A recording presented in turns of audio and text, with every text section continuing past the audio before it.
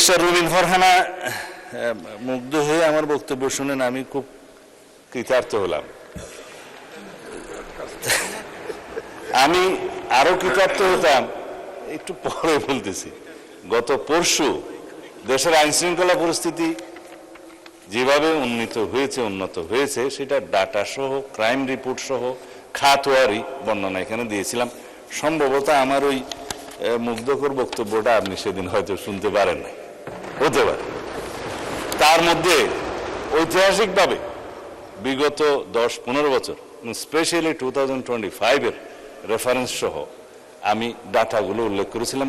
In short that খুনের চিত্র এই, ধর্ষণের চিত্র এই, নারী ও শিশু নির্যাতনের চিত্র এই, ডাকাতির এই সংখ্যা হিসেবে দিয়েছিলাম মাসওয়ারি। তাতে করে ঐতিহাসিকভাবে এই বর্তমান সরকারের দায়িত্বে আসার পর থেকে এই পর্যন্ত সমস্ত ডাটায় আমরা ঐতিহাসিকভাবে এগিয়ে আছি, মানে উন্নত আছে। সেই ডাটাটা আমি বলেছিলাম, আমি যেটা অন রেকর্ড এখানে বলেছি, সেই ডাটাটা ডিপার্টমেন্ট থেকে একটা ক্ষেত্রে বলেছি আমরা একটু পিছিয়ে আছি। সেটা হলো এই যে দর্শনের কেস রেকর্ডের ক্ষেত্রে আমরা একটু বেশি দর্শনের চিত্রটা পেয়েছি। তার একটা কারণ আছে, আগে ধর্ষিতারা রেকর্ড করতে যেত না থানায়, বা পারত না, সামাজিক বা রাজনৈতিক বিভিন্ন হস্তক্ষেপের কারণে। এখন থানায় গেলেই অথবা অনলাইনে তারা জিডি সহ অন্যান্য কিছু দায়ের করতে পারে, এফআইআর দাখিল করতে পারে। এখানে কোনো ইন্টারফিয়ারেন্স নাই, যার কারণে নাম্বারটা একটু ইনক্রিজ হয়েছে। তবে সুখের কথা হলো ধর্ষণ যেখানেই হোক, শিশু হোক নারী হোক, যে অবস্থাতে হোক, আমরা তাৎক্ষণিকভাবে সেটা পুলিশ ডিপার্টমেন্ট অ্যারেস্ট সহ চার্জশিট প্রদানের জন্য এবং মামলায় সহযোগিতা করার জন্য সাক্ষী উপস্থাপন সহ ট্রায়ালের সমস্ত ক্ষেত্রে একটা বৈপ্লবিক পরিবর্তন দেখতে পেয়েছি। যার জন্য রামিসা হত্যার বিচার হয়েছে 15 থেকে 17 দিনের মধ্যে।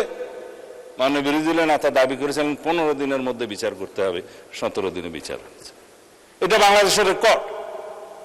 আমরা তনু হত্যার আসামিকে দীর্ঘ 15-17 বছরে যে রেকর্ড নাই, সেই রেকর্ড ভঙ্গ করে আমরা তনু হত্যার আসামি ডিএনএ রিপোর্টের উপর ভিত্তিতে আমরা অ্যারেস্ট করতে সক্ষম হয়েছে মাননীয় স্পিকার।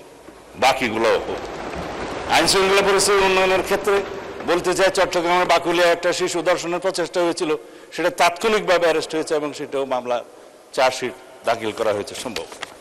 এইভাবে সমস্ত জায়গায় আমি আরেকটা বিষয় উল্লেখ করবো না, যেহেতু আমাদের অ্যাটমসফিয়ারটা খুব ভালো আছে।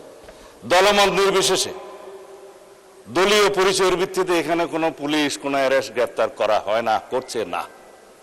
অপরাধীকে অপরাধী হিসেবে ট্রিট করছে। সেটা বিরোধী দলীয় পক্ষ থেকে আমরা পেয়েছি। যদি তাদেরও কোনো নেতা কর্মী বিভিন্ন অপরাধে জড়িত হয়, তারা সাথে সাথে ডিসিপ্লিনারি অ্যাকশন নিচ্ছে, সেটা অ্যাপ্রিসিয়েট করি, ধন্যবাদ। আমরাও সেই একইভাবে আইন শৃঙ্খলা পরিস্থিতি উন্নয়নের জন্য কোনো রাজনৈতিক পরিচয়কে আমরা কখনো প্রাধান্য দেব না।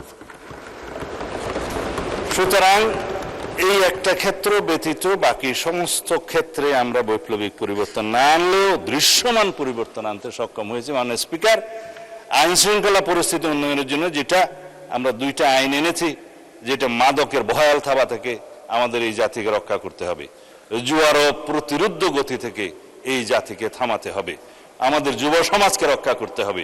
সেই জন্য আমরা মাদকদ্রব্য নিয়ন্ত্রণ অধিদপ্তরকে একটা স্বয়ং সম্পূর্ণ ডিপার্টমেন্ট হিসেবে আমরা পরিচালনা করার সিদ্ধান্ত নিয়েছি।